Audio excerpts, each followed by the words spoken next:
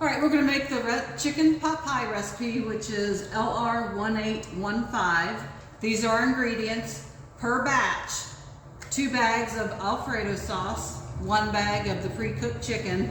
And as you can see, there is a pink tinge to this chicken. It is that way because of the way it was cooked. This is a sous vide meat, meaning raw chicken was put into this bag, then this entire bag was dropped into hot water and it was cooked that way. So it has a tendency to look pink, but it is cooked all the way through. So don't be afraid of that color. I've got my pan spray to spray my pan, 2 cups or 1 pint of peas, 2 cups or 1 pint of carrots. Got my oregano, my basil, and my minced onions. So as my other video shows, you can kind of push on the meat in the bag to break it up. So that's kind of what I did already. As you can see, it looks pretty shredded already. That doesn't mean I might not have to play with it once it gets into the pan. I might. So I'm going to spray my pan.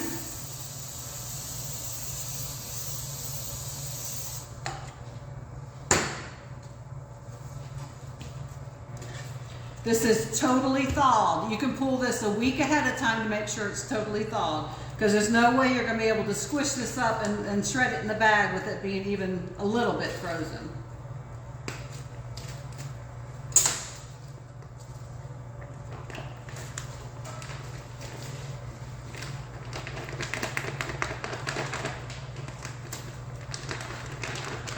I'm putting the meat and the juices, everything in here, into my pan.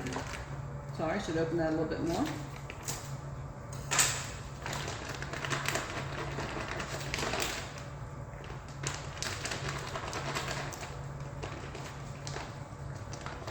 Okay, I'm kind of try to squeeze out every little bit of everything in there. You're going to have fat sticking to the pan. You want that in here because that is part of your flavor. Just kind of scrape everything out that you can. Okay. Now just going to glance through it. It looks very shredded. I don't have to do much. There's a couple little clumps, so I'm just going to break those up.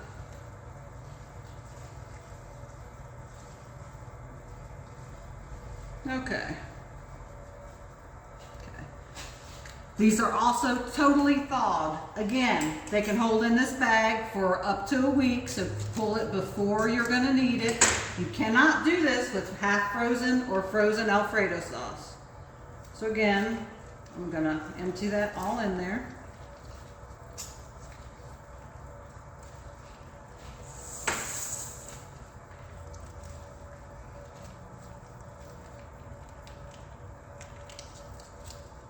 Squeeze that out. So this is my second bag.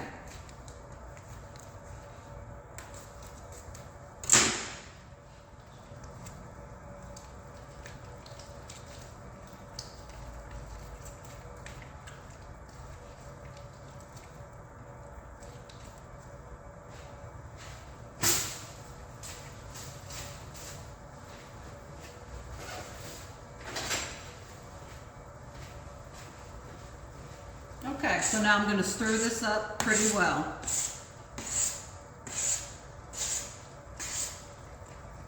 So I'm going to get my sauce and my meat pretty well combined.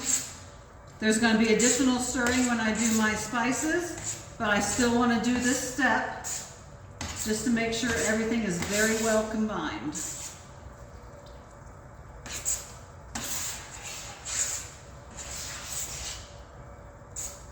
Okay. Now I'm going to add my other items. I've got my peas. The peas and carrots are just for color. They do not count as a vegetable. They are just for color. But the measurements are still important. You don't want to overpower this because we have made this before and measured it out. And if you put too many vegetables in it, your volume's going to change and your serving size is going to change. So then I've got my oregano. And we're going to do 1.5 teaspoons of oregano. So the teaspoon is the smaller, the larger is the tablespoon. I sent these instructions out separately, so a teaspoon, 1.5 teaspoons. So when you're doing a measurement, you want it level at the top. You do not want it like this. That's going to take off the ingredient. That's going to make it taste differently. So you want it level at the top. You can kind of shake it. So that's 1 teaspoon. And then we're going to do a 1/2 teaspoon. Again, if you don't have measuring spoons, let Rebecca know. She'll be happy to get them for you. Then we're going to do basil, same amount on our basil. 1½ teaspoons of basil. I guess I could have opened that, guys, sorry. This is live TV.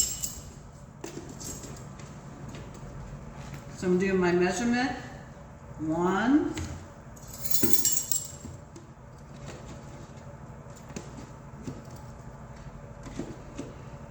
And a 1/2. There's my basil. Now I'm going to do my minced onions. We thought about using fresh onions, but it does have a different taste to it. So we're going to use our dried onions, and that is going to be 2 teaspoons. So 1, 2. Okay, so I'm going to review my recipe. I've got my chicken, my cheese, my peas, my carrots, my basil, my oregano, and my dehydrated onions. And as I'm reading this, I see that I forgot to get my black pepper, so I need black pepper also.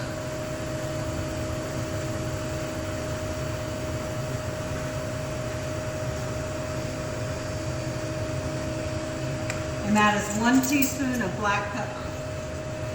So what I try to do and what I fail to do is to have all my ingredients together so I don't have to go back and forth.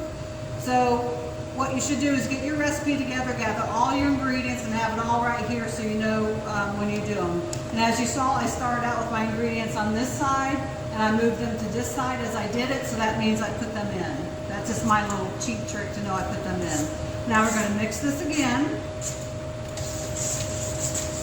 And again, we're going to mix it pretty well.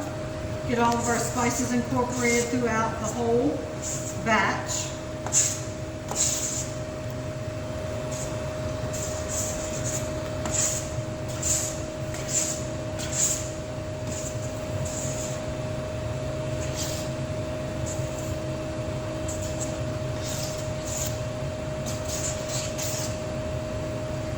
That looks pretty good. And as you can see, everything was totally thawed out, so very quick and easy to mix this up.